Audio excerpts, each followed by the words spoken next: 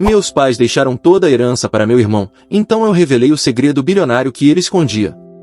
Estava sentado no escritório do advogado quando ouvi as palavras que mudaram tudo.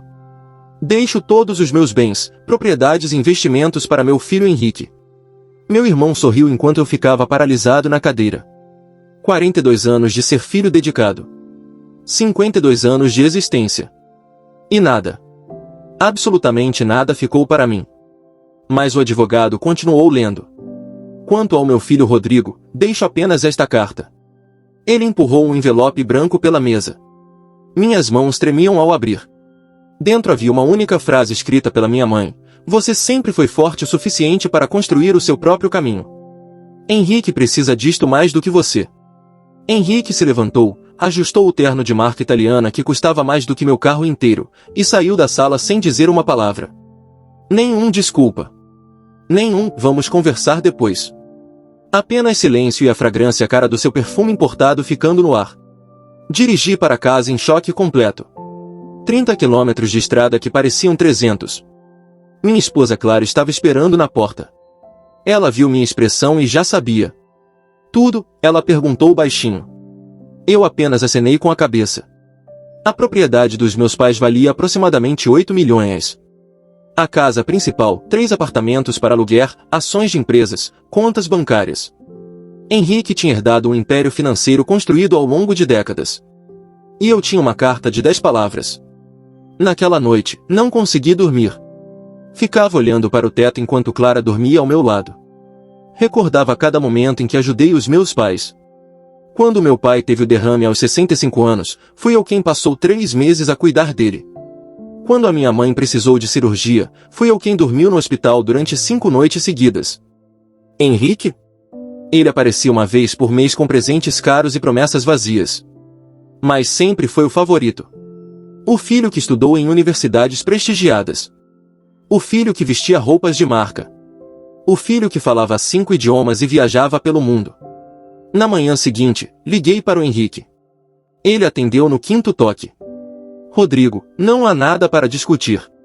Os nossos pais tomaram a decisão deles. Precisamos conversar, insisti.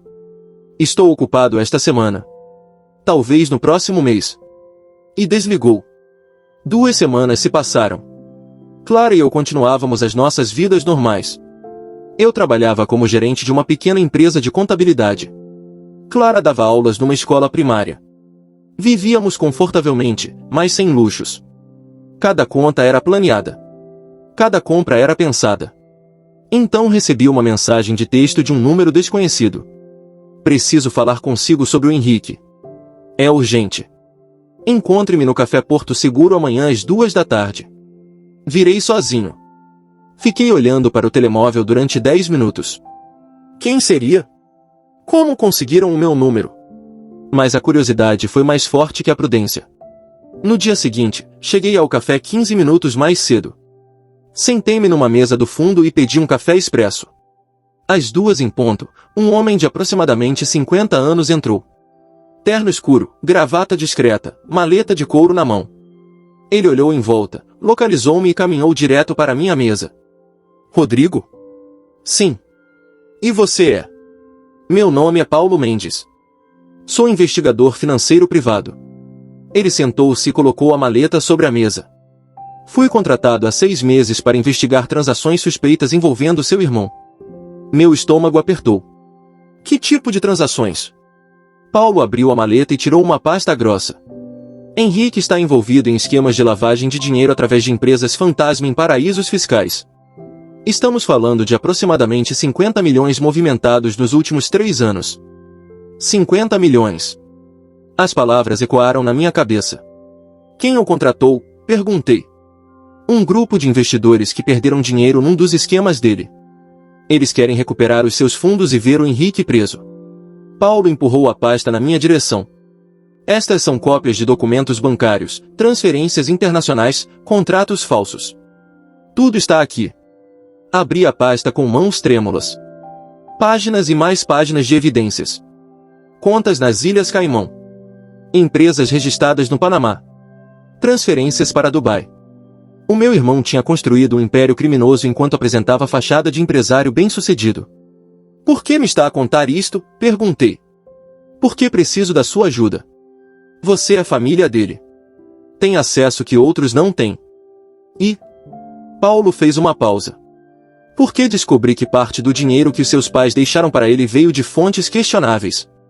Henrique estava a usá-los sem eles saberem. Senti como se tivessem dado um soco no meu estômago.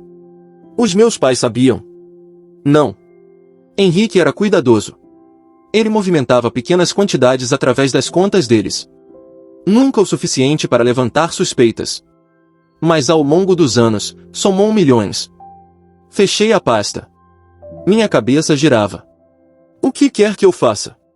Paulo tirou um cartão de visita do bolso. Pense nisso. Se decidir ajudar, ligue para este número. Mas não demore. Temos razões para crer que o Henrique está a planear deixar o país nas próximas semanas. Ele se levantou, deixou o dinheiro para o café sobre a mesa e saiu. Fiquei sentado sozinho durante 1 hora. A pasta estava na minha frente. Dentro dela, estava o poder de destruir completamente a vida do meu irmão. Mas também estava a verdade sobre o homem que os meus pais tinham favorecido durante décadas. Quando cheguei em casa, Clara estava a preparar o jantar. Coloquei a pasta sobre a mesa da sala. Precisa ver isto. Passamos a noite inteira a ler cada documento. Clara ficava cada vez mais pálida com cada página. Isto é real, ela sussurrou. Parece ser. O que vais fazer? Não sei. Mas eu sabia. No fundo, já tinha tomado a decisão no momento em que Paulo me entregou aquela pasta. Na manhã seguinte, liguei para o número no cartão. Paulo atendeu imediatamente. Vou ajudar, eu disse. Mas com condições. Quais? Primeiro, quero garantias de que os meus pais não serão difamados neste processo. Eles foram vítimas tanto quanto qualquer outra pessoa. Segundo, quero imunidade total para mim. E terceiro, quero que parte do dinheiro recuperado seja doado para instituições de caridade. Paulo ficou em silêncio por um momento. Posso trabalhar com isso. Quando podemos nos encontrar? Hoje à tarde. Mesmo lugar. Desta vez, Paulo trouxe um advogado. Dr. Fernando Costa, especialista em crimes financeiros. Ele explicou exatamente como o processo funcionaria. Eu precisaria usar o meu acesso familiar para obter documentos adicionais. Gravar conversas com o Henrique. Documentar transações. Isto é perigoso, Clara perguntou. Ela tinha insistido em vir comigo. Pode ser, Dr. Costa admitiu. Se o Henrique suspeitar de alguma coisa, ele pode reagir. Estas pessoas geralmente têm conexões perigosas. Clara apertou a minha mão. Fazemos isto juntos. A primeira tarefa era óbvia. Eu precisava reconectar com o Henrique. Mas como? Ele mal falava comigo desde a leitura do testamento. Decidi usar a única coisa que sempre funcionava com ele, o ego. Enviei uma mensagem. Henrique estava a pensar sobre as palavras da mãe. Ela tinha razão. Você merece esta herança. Gostaria de almoçar contigo para parabenizar-te adequadamente. A resposta veio 3 horas depois. Quinta-feira. Restaurante La Villa. Meio-dia. La Villa era o restaurante mais caro da cidade. Reservas com meses de antecedência. Pratos que custavam o meu salário semanal. Claro que o Henrique escolheria aquele lugar. Quinta-feira chegou rapidamente. Vesti o meu melhor terno, que ainda parecia barato comparado com o guarda-roupa do meu irmão. Paulo tinha me dado um dispositivo de gravação minúsculo que se prendia dentro do colarinho da camisa. Invisível mais potente. Cheguei à La Villa 15 minutos mais cedo. O ambiente era tudo o que eu imaginava. Lustres de cristal, mesas com toalhas de linho branco. Garçons com luvas brancas.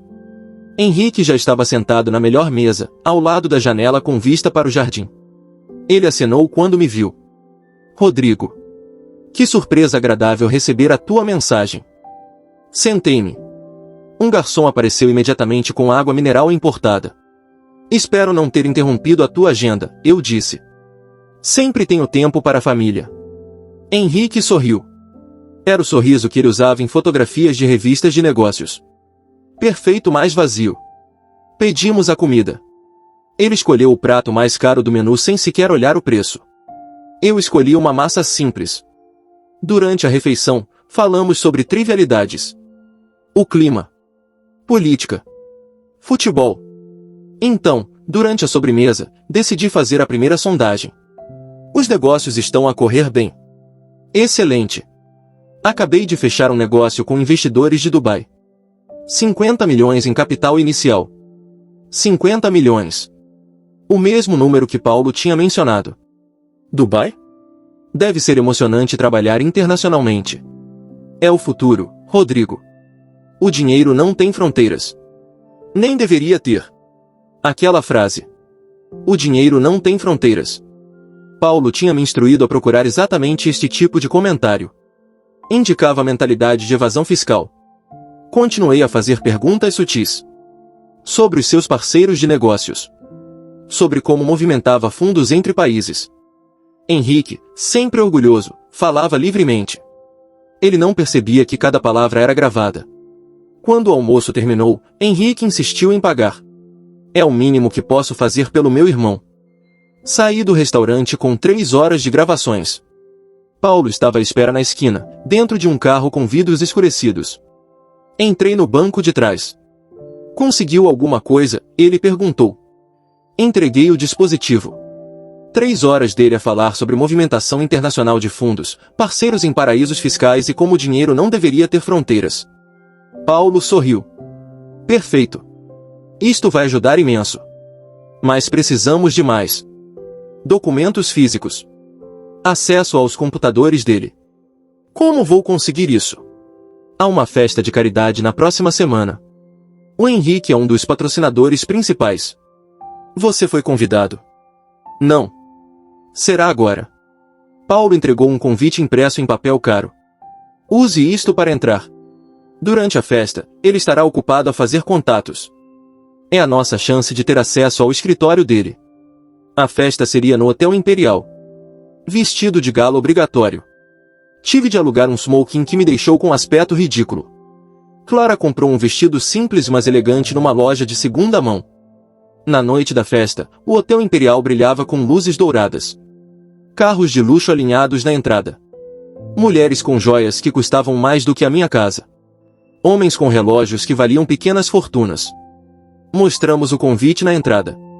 O segurança verificou uma lista e acenou para entrarmos. O salão principal era espetacular. Teto com afrescos. Orquestra ao vivo. Mesas carregadas com comidas exóticas. Henrique estava no centro, rodeado por um grupo de pessoas importantes. Políticos. Empresários. Celebridades menores. Ele ria alto e distribuía cartões de visita. Clara e eu nos misturamos com a multidão. Paulo tinha me dado instruções específicas. Durante o jantar, Henrique faria um discurso. Esse seria o momento de agir. Às 9 horas, as luzes diminuíram. Henrique subiu ao palco. Começou a falar sobre caridade e responsabilidade social. Palavras bonitas de um homem que roubava milhões. Enquanto ele falava, escorreguei para fora do salão.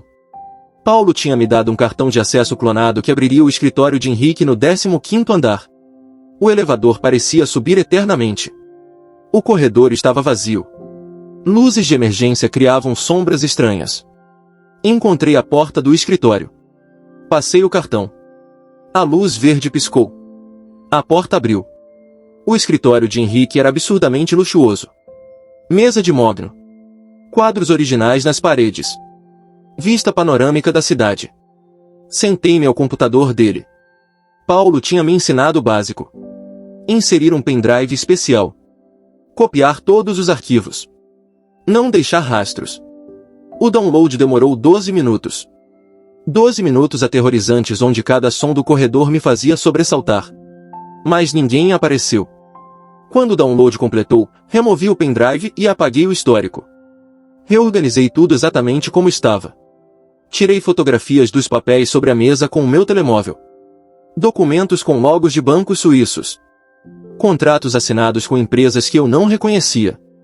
Voltei ao elevador. Desci. Entrei no salão exatamente quando o discurso de Henrique terminava. Aplausos educados encheram o espaço. Clara encontrou o meu olhar através da sala. Eu acenei discretamente.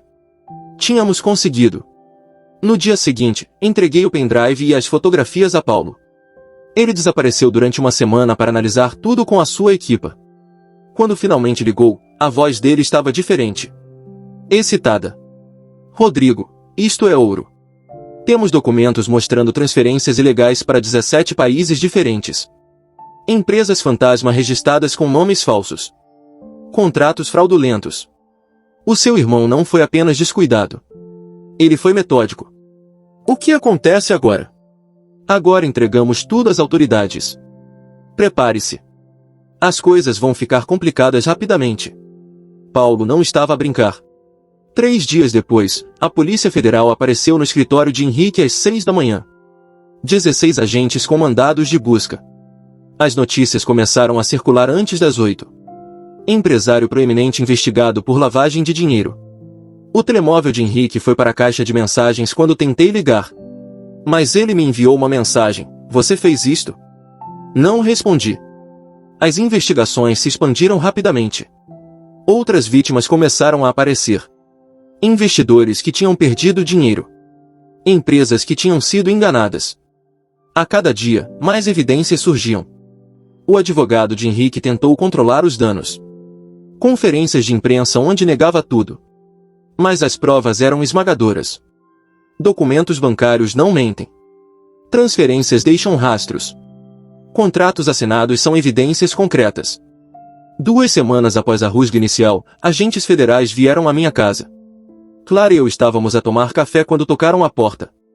3 agentes em fatos escuros. Mostraram distintivos. Rodrigo Santos? Precisamos que nos acompanhe para uma entrevista formal. Sou suspeito, perguntei. Você é testemunha. Temos algumas perguntas sobre a sua colaboração com Paulo Mendes. Passei 6 horas numa sala de interrogatório. Eles queriam saber tudo. Como Paulo me contactou? Por que decidi ajudar? Que informações forneci? Gravei cada palavra.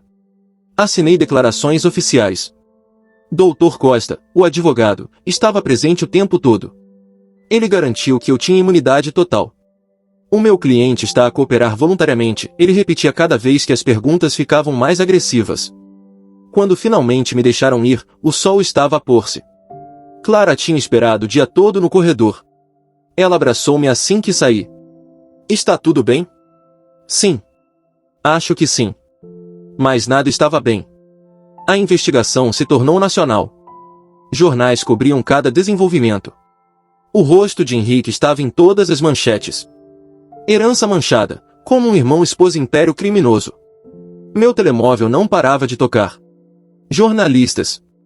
Conhecidos. Pessoas que eu não via há anos querendo detalhes. Desliguei o aparelho. O julgamento de Henrique foi marcado para 6 meses depois. Durante esse tempo, mais evidências foram descobertas. Ele tinha enganado 43 investidores diferentes. Movimentado 72 milhões através de 13 países. Criado 29 empresas fantasma. Na manhã do julgamento, cheguei ao tribunal com Clara. Fotógrafos bloquearam a entrada. Flashes constantes. Perguntas gritadas. Seguranças tiveram que abrir caminho para conseguirmos entrar. A sala estava lotada. Vítimas. Advogados. Jornalistas. Curiosos. Henrique estava sentado na mesa da defesa, vestindo um terno simples. O homem que sempre usara roupas de marca agora parecia comum. Diminuído. Ele olhou para mim quando entrei. Não havia raiva nos seus olhos. Apenas vazio. Como se tivesse finalmente percebido que tinha perdido tudo. O promotor apresentou o caso metodicamente. Documentos projetados em telas grandes. Testemunhas explicando como foram enganadas. Peritos financeiros detalhando os esquemas complexos. Quando foi a minha vez de testemunhar, subi ao banco das testemunhas com pernas trêmulas. O promotor me fez perguntas diretas. Como descobriu sobre as atividades ilegais do seu irmão? Por que decidiu cooperar com as autoridades? Alguma vez suspeitou antes? Respondi honestamente. Não. Nunca tinha suspeitado. Henrique sempre foi cuidadoso. Mas quando a verdade apareceu, não tive escolha. Não podia permitir que ele continuasse a destruir vidas. O advogado de Henrique tentou me desacreditar. Sugeriu que eu estava motivado por ciúmes. Pela herança.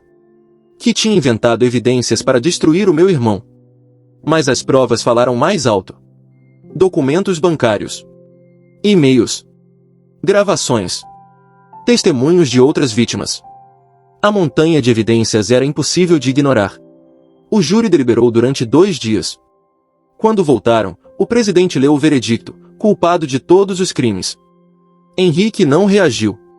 Apenas fechou os olhos enquanto o juiz anunciava a sentença, 17 anos de prisão. Confisco de todos os bens. Obrigação de restituir 53 milhões às vítimas. Quando levaram Henrique algemado para fora do tribunal, ele parou ao meu lado. Espero que isto tenha valido a pena, ele sussurrou. Não respondi. O que eu poderia dizer? Nos meses seguintes, a propriedade dos meus pais foi investigada completamente. Descobriu-se que aproximadamente 3 milhões tinham vindo de fontes ilegais. Esse dinheiro foi confiscado e usado para compensar vítimas. O restante da herança foi dividido entre as vítimas também. No final, não sobrou nada. A casa foi vendida. Os apartamentos leiloados.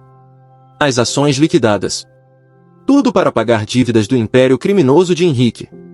Clara e eu estávamos na cozinha uma noite quando ela perguntou, arrependes-te? Pensei por um longo momento. Não. Mas também não me sinto vitorioso. Apenas, vazio. Os teus pais ficariam orgulhosos. Fizeste o que era correto. Queria acreditar nisso. Mas parte de mim questionava. Teria sido diferente se os meus pais tivessem me deixado metade da herança? Teria ficado em silêncio se tivesse recebido milhões? Não sei. Honestamente, não sei.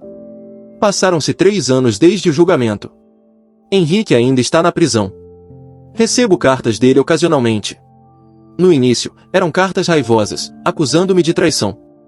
Mas recentemente mudaram. Na última carta, ele escreveu, estou a fazer terapia aqui.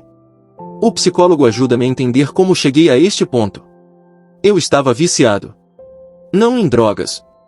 Em poder. Em dinheiro. Em ser visto como bem-sucedido. Perdi-me completamente. Eu sei que o que fiz não tem desculpa. Mas quero que saibas, lamento. Lamento ter usado os nossos pais. Lamento ter magoado tantas pessoas. E lamento que a nossa relação tenha terminado assim. Ainda não respondi aquela carta. Fica sobre a minha secretária. Olho para ela todos os dias, mas não consigo encontrar as palavras certas.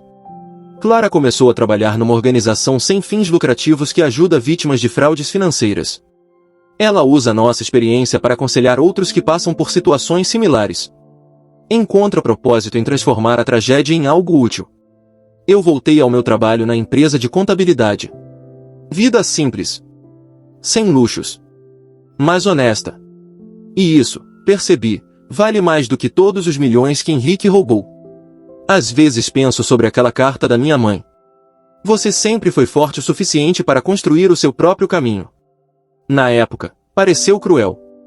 Uma desculpa para me excluir. Mas agora entendo. Ela conhecia os 2 filhos. Sabia que eu sobreviveria sem herança. E talvez, no fundo, ela soubesse que algo estava errado com Henrique. Talvez ela tenha visto sinais que ignorou. Nunca saberei. Ontem, visitei o túmulo dos meus pais pela primeira vez em meses. Coloquei flores frescas. Limpei as folhas secas ao redor da lápide. Sentei-me na grama e falei com eles como se ainda estivessem ali. Contei sobre Henrique. Sobre o julgamento. Sobre como a herança deles tinha sido manchada por crimes que eles nunca souberam que existiam. Pedi desculpa por ter exposto a verdade de uma maneira tão pública. Por ter trazido vergonha ao nome da família. Mas também lhes disse que faria tudo novamente. Porque ficar em silêncio teria sido pior. Permitir que o Henrique continuasse a destruir vidas teria sido cumplicidade. Quando me levantei para ir embora, uma brisa suave moveu as flores. Pode ter sido apenas vento. Mas gostei de pensar que era eles, dizendo que entendiam. Que me perdoavam. Que estavam orgulhosos de o filho que construiu o seu próprio caminho ter escolhido o caminho certo. Agora estou aqui, partilhando esta história. Não porque quero atenção. Não porque quero ser visto como herói. Mas porque talvez alguém em algum lugar esteja a enfrentar uma situação similar. Alguém que descobriu segredos terríveis sobre alguém que ama. Alguém que se questiona se deve falar ou ficar em silêncio.